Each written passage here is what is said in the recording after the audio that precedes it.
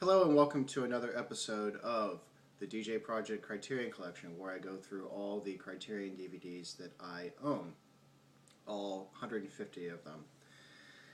And for the second episode, we go to Spy Number 2, Seven Samurai, directed by Akira Kurosawa, 1954. And what could be said about this film that hasn't already been said? It's well deserved as one of the most maybe not the most important, but certainly the most entertaining and grand of films. It's carries on that fine tradition of that happens every so often in filmmaking, where there's this great film that seems to have everything. If you've ever heard it described like that. If not, that's how I'm going to describe it. It really is a film that has everything you can possibly imagine. Maybe lacking a few other things, but considering what it does have, I think it's any absences may be forgiven.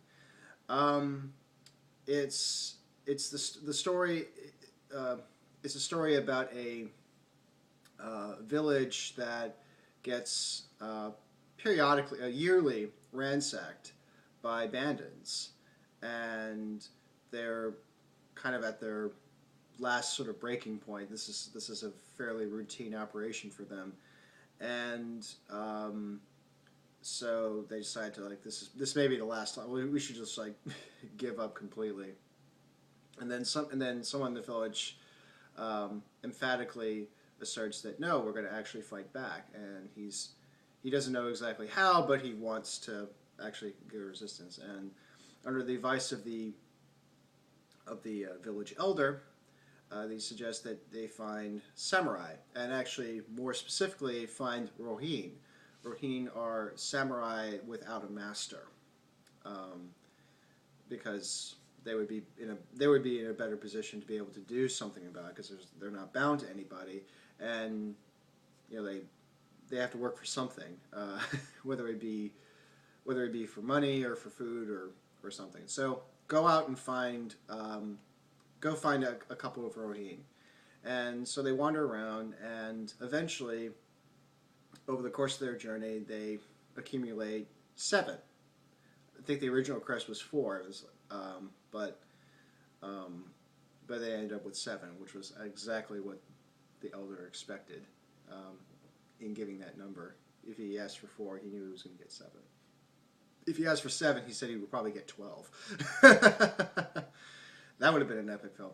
So anyway, this band, the 7 samurai, come together. They go into the village. They work with the village to strengthen their defenses, to train them. They also help out and become a part of the village. And then there's a lot that could happen. I mean, it's 3.5. It's 207 minutes. So 3 hours 27 minutes. It lasts. So there's a lot that goes on, but this is one of those films where you look at the length and go, ugh, is this am I really going to sit through it? No, everything breezes through fairly quickly, and there's a lot that goes on, and it's the pacing is really good. You get a nice combination of obviously some fast packed action and not stupid fast packed, not where you don't get a sense of what's going on. But you have fast action mixed with some little slower moments where you get to know a little bit about the characters or get into a situation or so on. So everything is well paced, and there really isn't a wasted moment. I think that's the great thing about one of the great things about it is that you don't feel like there's a wasted scene or a wasted line. There's really not a bum note in it at all, and there isn't a bum performance. Like everything about it just works beautifully to the point where you can't really see it go any other way. It was it was well cast, it was well performed, it was well shot, it was well edited. It really just it's one of those pinnacle films. If you want to see an example of a really good film, if you want, especially a action adventure, I think that's really the best way to describe it. If you want to see a really good action film done well, look to The Seven Samurai. And plenty of filmmakers who have seen it and have even gone on to do their own films note this. Most famously, there was an American remake, The Magnificent Seven. It is a direct remake of Seven Samurai.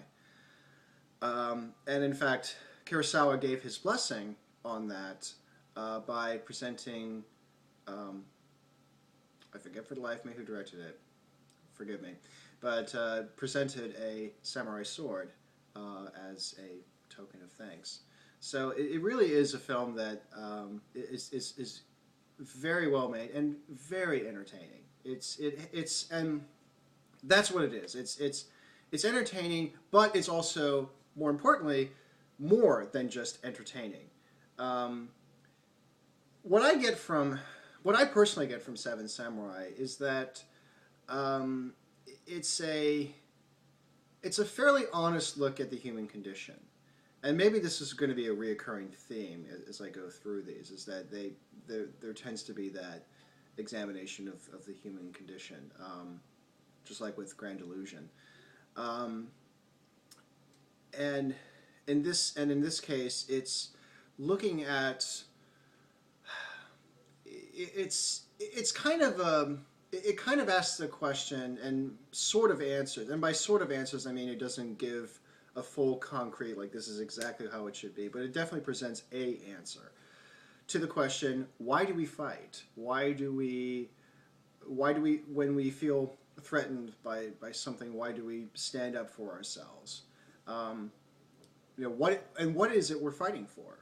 Are we fighting for peace? Are we fighting for security? Are we fighting for the preservation of a way of life? Are we fighting to protect future generations? What is it that we're doing? And is it justified, especially given that while we can do good things and we aspire to do good things, but we also are capable of doing some very ugly things. There's a very telling scene where it's and to be honest, it's been a while since I've seen it, so I'm forgetting characters' names and such. Maybe when I do these, I should give a little list about like a character cast list. But the samurai, when you see this, you know what that means. But why I say it like that. But played by Mifune, Toshiro Mifune, gives a very powerful speech at a certain point while they're in the village, and basically he describes they were complaining about the villagers being very suspicious and paranoid and stingy and all these things, and he very angeredly actually more assertively than anything else, but there is that intensity that he was able to do very well, and that's who he was best known for. He can also do subtle acting too, but he was best known for going over the top, or seemingly go over the top. But in this case, he talks about how villagers are they do all these stingy little things. They hoard the best they hoard the best food for themselves. They cheat you on your prices. They do all this stuff. But then he also says, but who made them? And he listed what the samurai have done to villagers by robbing them and burning crops and destroying everything. And it's been said that for Kurosawa himself, he was he's descended from samurai, and it's been said that speech was Kurosawa's way of acknowledging his past, both maybe his direct past, but certainly the past he's affiliated with, and to acknowledge it for what it was, and to make an apology. And it's a very moving moment. I mean, there's a lot of great moments. I mean, that's what's great about it. It really does have everything. You probably heard the joke template review of, oh, it's a great film. I laughed, I cried, and yeah, you really do that. It's there's moments of comedy, there's moments of drama, there's moments there's lighthearted moments, there's serious moments, there's moments where you go like, wow, this is great, and then there's others like, ugh. But it's it's really it's really fantastic that for almost 3.5 hours you get this great spectacle that really involves a small ensemble. It's not like you're dealing with an entire nation or any kind of large scale. I mean, the scale is actually fairly small. It just constitutes this village, and then of course in Finding the Samurai, a few other places.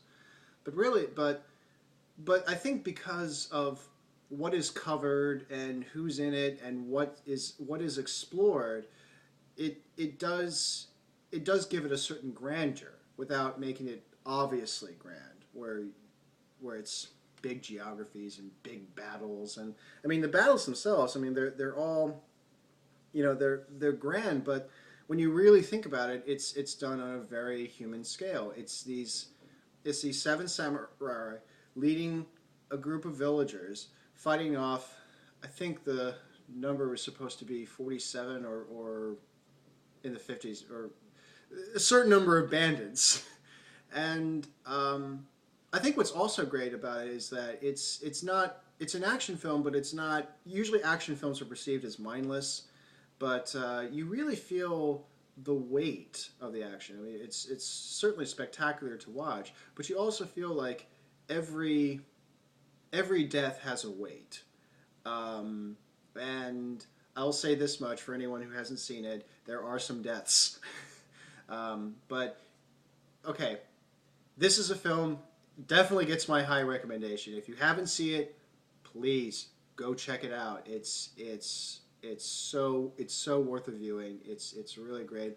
I even had this idea when we were in Iraq, and I think we need to do this with Afghanistan too, that once a month the servicemen there would see 2 films. And this would be one of them. The other would be the Battle of Algiers. And the reason for showing Seven Samurai is kind of showing it's like I said earlier. It addresses that question: why do we fight, and for what we are fighting. And I like to think that what I get out of this is that you were fighting to keep the best of humanity. And in fighting, hopefully you can take out the worst in it, or to to aspire to something better than what you're, and not resorting to the worst. So I think that's what I take from it, and I think it can be drawn from it. But I think what's interesting is that it's not. It makes it sound. It may make it sound schmaltzy, but it isn't. It's very. Although in Kurosawa's career, as he goes on, he gets more and more dark and more cynical. Probably his darkest moment could be found in Ran, but here it's sort of early in his career, and while he was definitely skeptical from the onset and not particularly, I would say not favorable, but just kind of, I don't know quite how to put it, but very aware of human beings' shortcomings. He also had this belief that we can rise above it, that it is possible to transcend those transgressions and to do something else. And that view got dropped over the course of a couple of years, a couple of decades or so. But anyway, this film definitely gets my high recommendation. Definitely go see it if you haven't seen it. And I would say it's even worthy of a purchase because it's great viewing. It's something where it's one of those films where you feel like, you know what, I want to watch a film that's, you know, that's like a good action film, and you can't go wrong with Seven Samurai. Yes, there's the 3.5 hour runtime, so you basically take up a whole evening doing that. But really, it's worth it. It's one of those. It's definitely one of those justifiable 3 hour plus film lengths where you really it's engaging. The story moves at it's well paced. It's well written. It's well performed. There really isn't a bum moment. And you may like characters more, and that's the other great thing is that there's plenty of characters to like, and even if you don't like a particular character, it doesn't matter because there's plenty of others that are there. And actually, I like to think that in the end you do like them for whatever reasons. You end up liking everybody, and so yes, I definitely see this film.